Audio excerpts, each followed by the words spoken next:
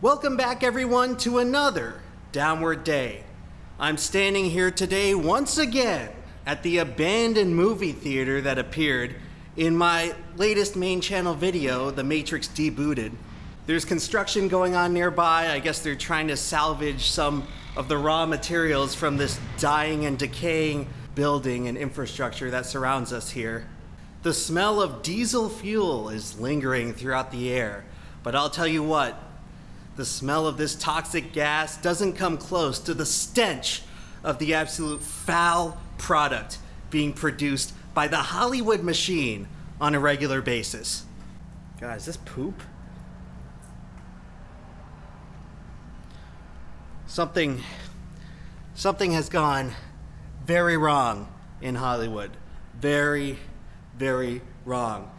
So today I wanted to make another retrospective of my latest main channel video and sort of my thought process that led to the production and ultimate creation of this long-winded, elaborate Hollywood rant that many of you have probably just experienced in the past week. And now don't get me wrong, this Matrix video, The Matrix Debooted, I tried to be as tactful and careful and prudent as possible, but make no mistake about it, this is a classic Lemon rant video. I may have polished the edges a little bit so it comes off as a little less harsh, but there's no doubt that it comes from the very same place in my shrunken and shriveled up heart that many of the more classic Lemon rants have also originated.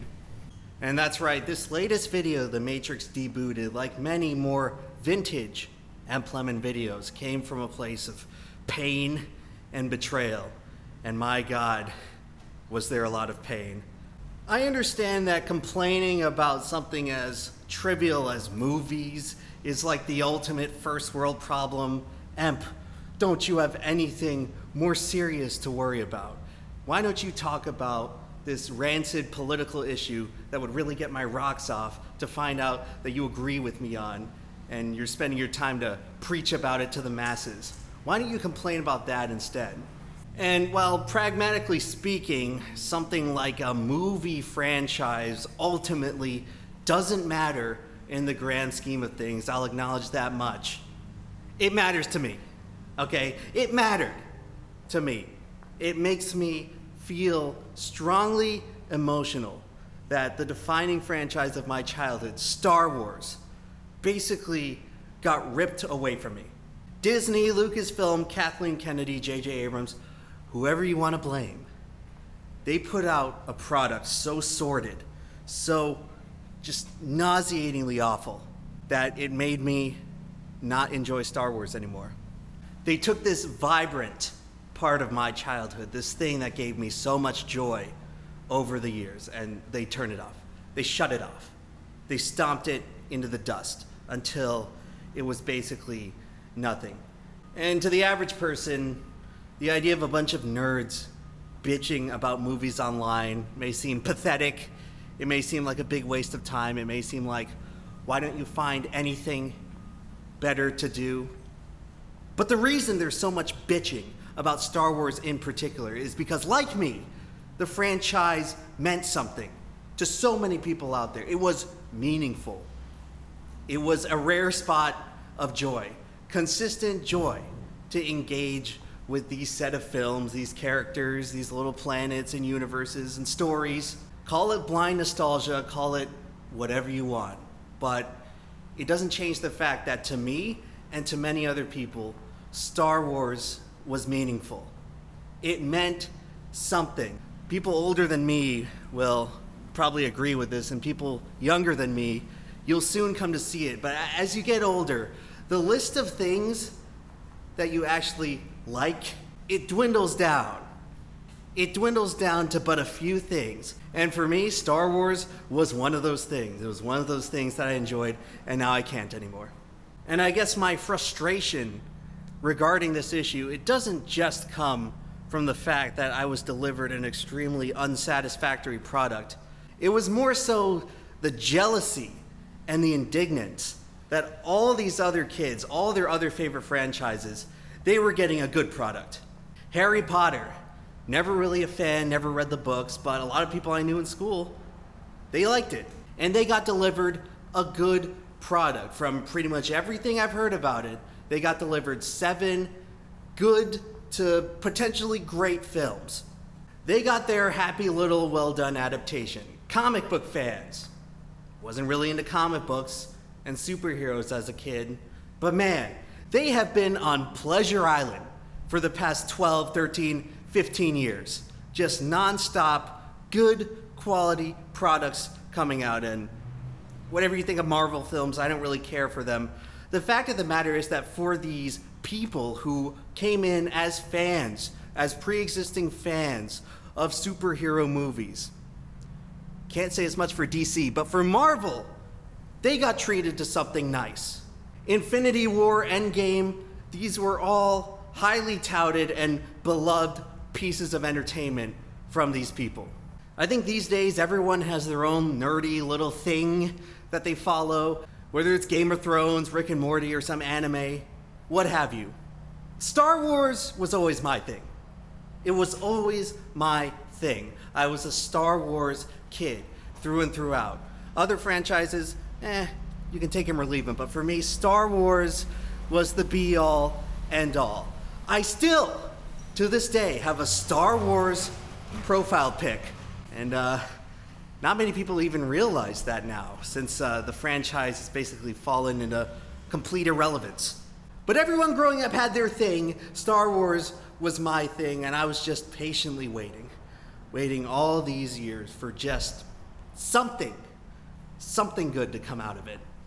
Some satisfying payoff, some happy ending that everyone else who was following a different thing, they all got their happily ever after. But not us Star Wars fans. No. We had something else in store. The same company who did such a great, satisfactory job with these Marvel superhero movies, they just couldn't get it together with Star Wars. And that's an awful big of a euphemism at this point. Frankly, how Disney handled the Star Wars IP, I think you'd be generous to describe it as anything short of a disaster. Disaster. Just complete failure in every aspect. And maybe financially they didn't see it that way. The movies still made a ton of money. Yes, because that's all that matters these days. Money, box office, success, how well it does in China. Maybe that's the metric of success, and for all intents and purposes, it was a success. The movies made their money back and more. There comes a point when movies actually have to be culturally significant. They have to matter. They have to mean something to the people who engage with the product and pour this emotional, spiritual energy into engaging with the product. The movies have to mean something for them. They have to be more than just a shameless barrage of just spamming nostalgia at the screen, just endless pandering and fan service with no actual substance under the surface. And to me, that's all the Star Wars sequels are. It's just a facade of familiar imagery over some kind of dysfunctional failure of a story and failed characters. I don't care about any of the characters. I don't care about any of them. Luke, Han, Leia, oh boy, what fun it is to see these octogenarians try to walk around the screen with a cane and a walker. You might as well call him Luke Skywalker now, because he needs a walker to get around, because they're all so old. And all it does is remind me of a time when they weren't, when new ideas and innovative new techniques were actually accepted in Hollywood. But no, I don't care about them. They're old. They're past their prime. It makes me a little sad to see them being dragged out when they're basically all so close to death. Let's be honest, Carrie Fisher certainly was. I don't want to see that. I don't care how much you remember the thing from the past. I don't want to see old geriatric versions of celebrities who are well past their prime trotted out as some kind of disgusting clown show, okay? Whose only purpose is to serve as nostalgia bait for the fans. So I didn't care about them. I don't care about any of the new characters. They're all poorly written, had boring stories, boring arcs that ultimately ended up with nothing. And man, I could have seen it coming. There were certainly omens to be had. 2015, December 2015, The Force Awakens comes out, on its way to become the highest grossing movie in history. And I was one of those ticket goers. I was just one of the few who contributed to the $1.9 billion box office. And even then, something was not quite right. I like the movie. I just like seeing anything new after sort of the lackluster disappointment of the prequels. I like seeing anything new. I probably wasn't thinking very critically, but in that theater, in the packed to the brim IMAX theater on that day in 2015, I got sat next to a drunk guy, this fat, balding, neck-bearded, disgusting man who reeked of booze. And halfway through the movie, he fell asleep and started snoring. You could say it almost ruined my viewing of The Force Awakens. I can't really think back to many moments from that movie without also having the image of a disgusting, alcohol-stinking guy sitting next to me and then falling asleep halfway through the movie and snoring. You know, at first I found it really aggravating. I hated that guy for ruining my movie experience. Based on what ended up happening afterwards, I've come to view it as a rightful omen from the universe. That smelly, disgusting drunk was just a sign of things to come. Because I should have just did what he did and fallen asleep and closed my eyes for everything that came next. So The Force Awakens, I liked it. I thought the series was on the right track, even though you might as well have called it Attack of the Clones, because it was basically a clone of A New Hope. I didn't care. I was hyped. New Star Wars, and this was when all the Marvel movies were really hitting their stride, so I figure like, man, you're looking into the future of Star Wars right here. Marvel's gonna get their ultimate, super epic final battle payoff, and so is Star Wars. And so, after 3 years of eager anticipation for where the story is gonna continue, oh my God, they found Luke Skywalker on the abandoned derelict island. What's he gonna do? There's gonna be some cool stuff ahead, I bet. And December 2017, The Last Jedi comes out, and it's not good. And I'll tell you the exact point where I knew something had gone horribly wrong. And I make use of it in The Matrix Debooted. So allow me to punctuate it here. In The Last Jedi, for those of you who haven't seen, the opening set piece is this big space battle. The big mothership of the rebels, the bridge gets blown up.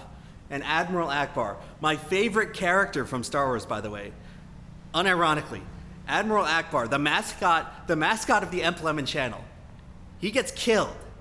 He gets killed in a fiery explosion. They don't quite give him the emotional schmaltzy send-off as they do for all the other characters in the franchise. No, they just blow him up. But hey, you know, at least octogenarian Princess Leia also gets blown up too, who at this point I was getting pretty sick of seeing on my screen. Just a reminder of how old and decrepit this franchise has become. But at least they killed her. At least they killed her off, you know. Maybe this is the point where it's actually gonna get good. Maybe this is gonna add some juice, some actual juice to this story, which thus far has just been a shot-for-shot recreation of A New Hope. Maybe this is the point where it gets good. Oh no.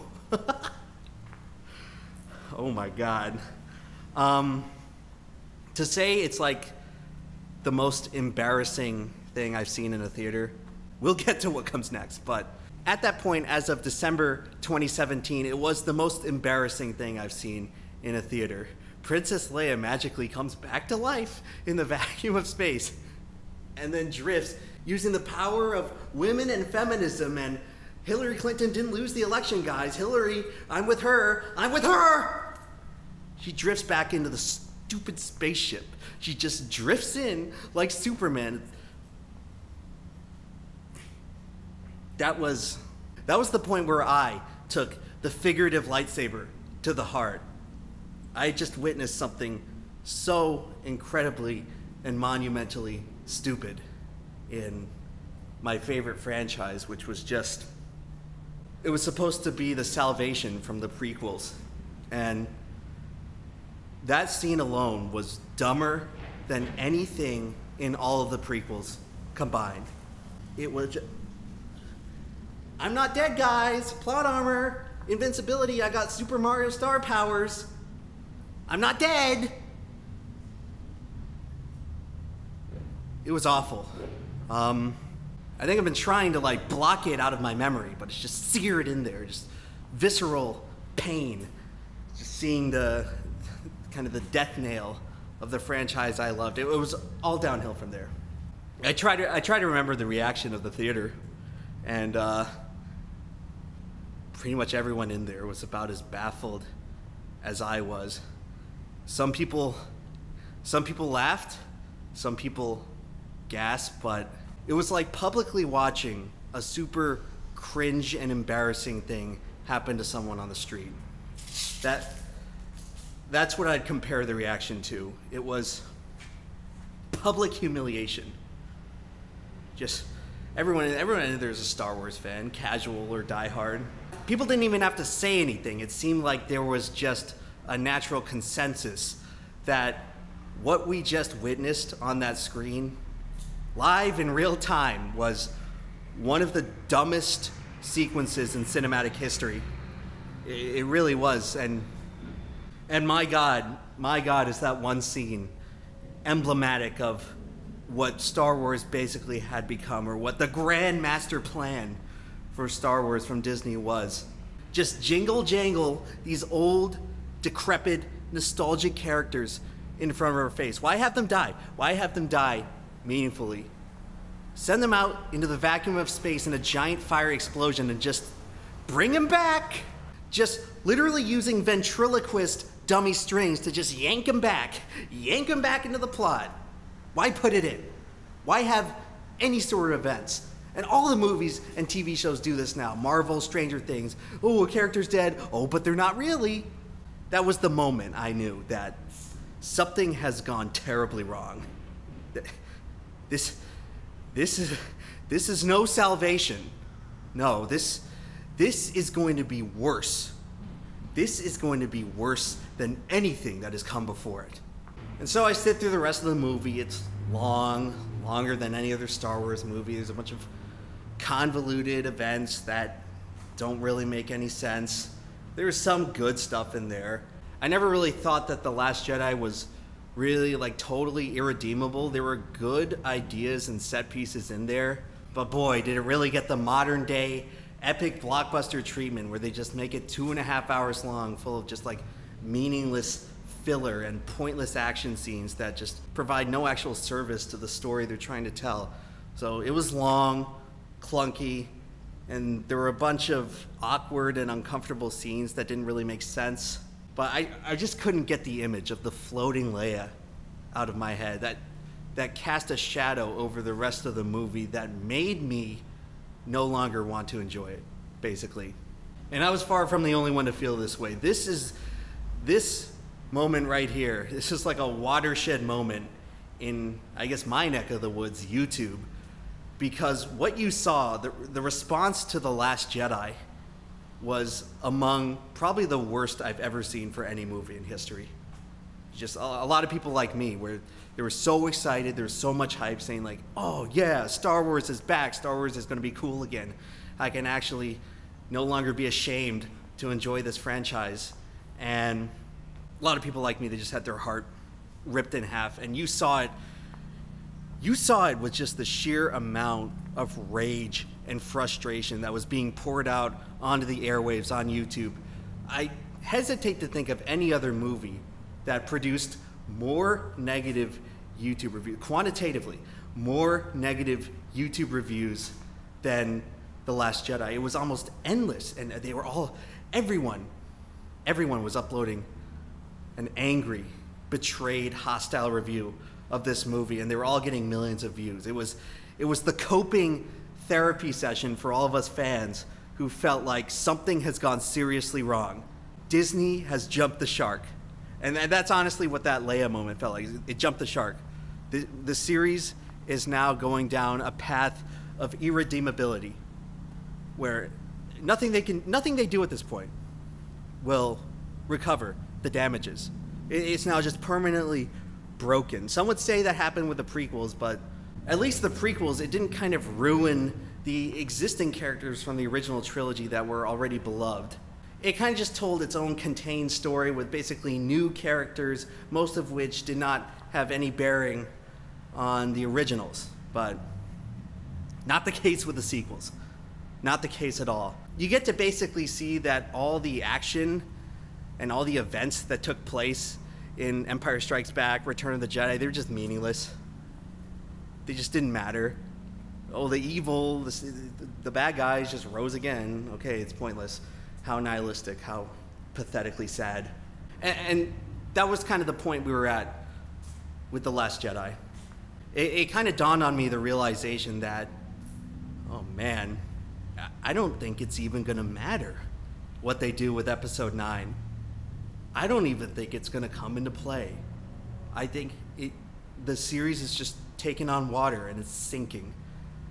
And nothing can be done to pull it back out. So what was once such whimsical feelings of excitement and anticipation was slowly and gradually replaced with just this feeling of dread and hostility and anxiety.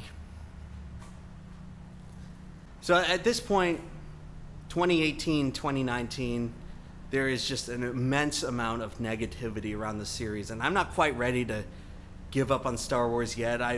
I'm still holding out whatever delusional hope I may have had that maybe they'll throw a Hail Mary, the last film will be good, or it'll at least be something that's not shameful. It'll at least be something that somehow manages to satisfyingly tie this convoluted, long-winded, boring story together in the end. And then, Judgment Day of the Star Wars fan, December 2019. What a great Christmas present. What a great Christmas gift that year. A sign of things to come. A sign of things to come for sure. I didn't realize, after the Last Jedi, I didn't realize just how much worse it could get. And boy, after watching The Rise of Skywalker, it almost makes The Last Jedi look like Citizen Kane, okay? There's this fierce debate online. I wouldn't exactly call it fierce, I just call it frustrated, exhausted, and withdrawn debate online about which was actually worse, The Rise of Skywalker or The Last Jedi. There ain't no question about it. Maybe a lot of the moviegoers out there, they just don't see movies in the same way. They don't like see narrative structure. They just want like flashy little things and characters jingled in front of their face, and that's all they need, like a little baby, like a little infant child having a little colorful plastic jingled in front of their place.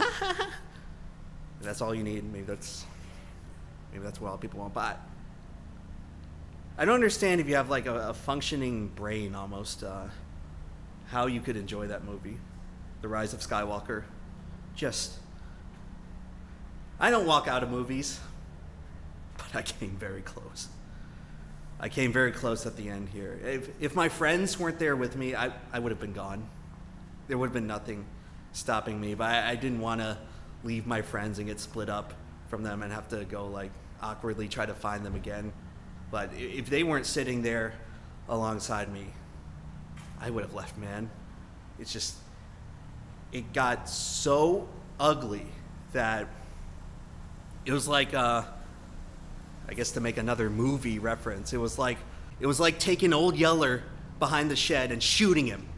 That's how it felt watching The Rise of Skywalker. It was not enough to like kill the franchise. It was almost like watching it get brutally tortured before killing it. I don't want to call it traumatizing, but I sure do look back on it as just this profoundly negative event where I felt just an immense amount of rage and betrayal at what I was seeing, what I was witnessing that day. I guess you could say that was like a real life horror movie for me. That's how I felt. And I know I usually play it up for this channel, but I guarantee you, even right now, 3 years removed from that cinematic achievement, let's call it that, 3 years removed now, this is my honest reaction. I'm not hamming it up at all right now, okay? This is my honest exasperation. Still, 3 years later, just awful, awful movie. I've said this on the record before, on Twitter, but I'll reiterate here. I will never hate another movie more. There will never possibly be another movie that comes out that even comes close to the level of hatred that The Rise of Skywalker makes me feel.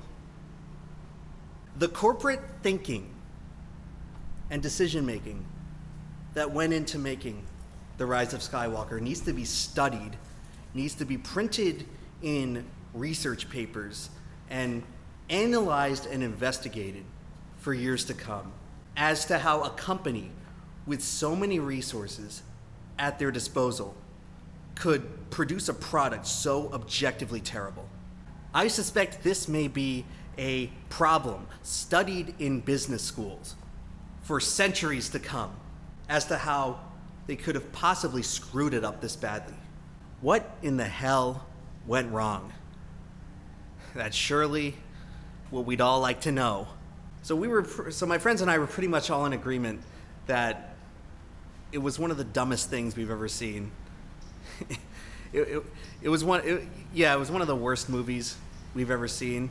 One of my friends tried to defend the movie.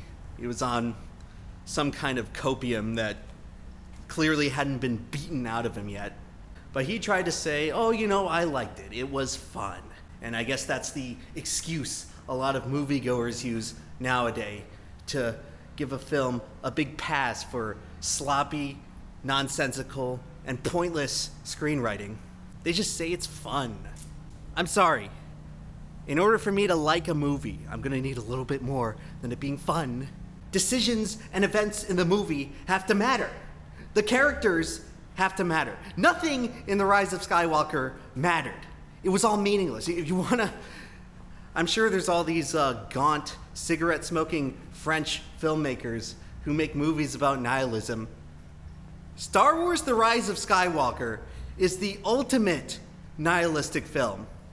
It's the ultimate way to take something you love near and dear to your heart and just completely stomp it into the ground and show you that it doesn't matter. Nothing matters. Movies don't matter. Why go to the movies? And when I came out of that film, that's kind of how I felt.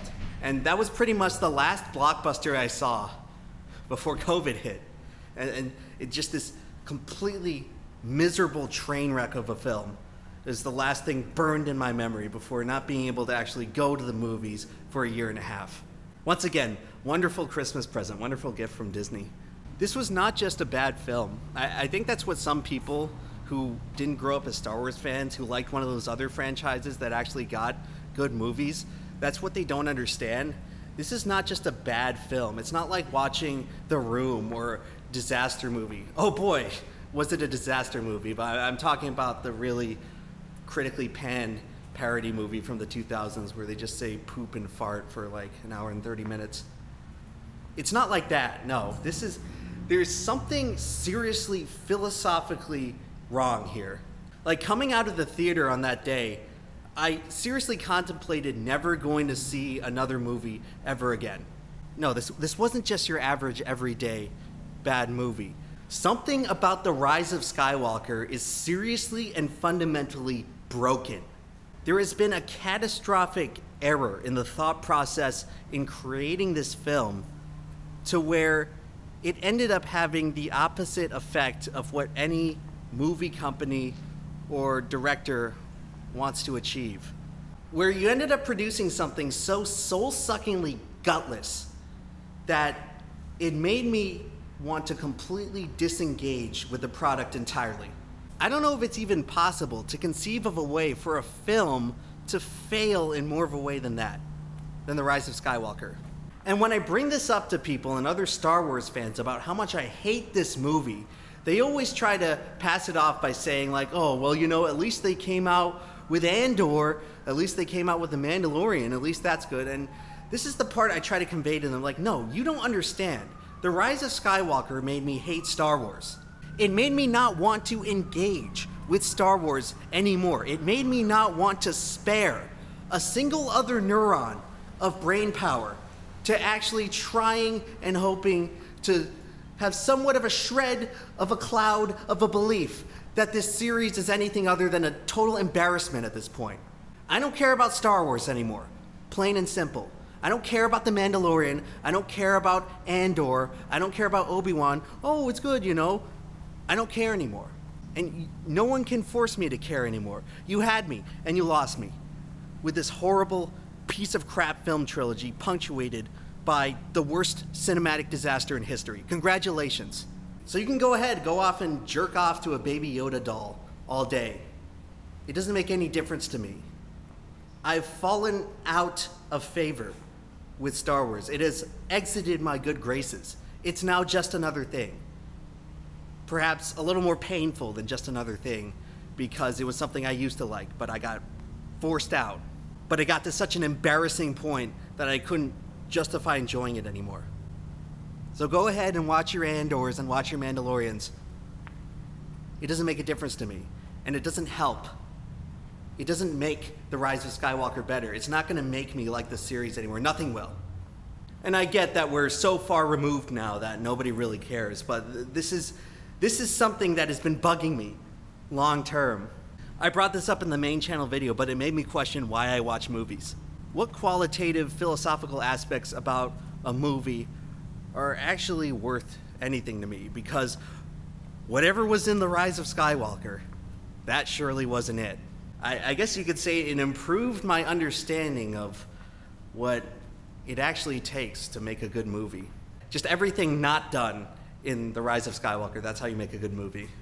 But yes, I understand that this is perhaps one of the most exhaustively covered topics in YouTube history, and I'm probably not providing anything new. This is just my personal perspective, and it's been bugging me. I'm still seething. I'm still seething about it. It's been helpful to make these rant videos and to make the Matrix video, which is basically an exploration of the question, what went wrong with the Hollywood system where they're now producing these movies so awful that it's making me no longer want to engage with any of the products anymore. They've gone so far in the business end, and they've bankrupted the artistic end of movies to such an extent that the product they're putting out is worse than if they had never made anything at all. And forgive me if this is not necessarily a specific behind the scenes of the video itself, but it's definitely a fully fleshed out, drawn out explanation of my thought process going in and what exactly inspired me to create this video, to really explore what it is about the actual filmmaking process that actually matters to us.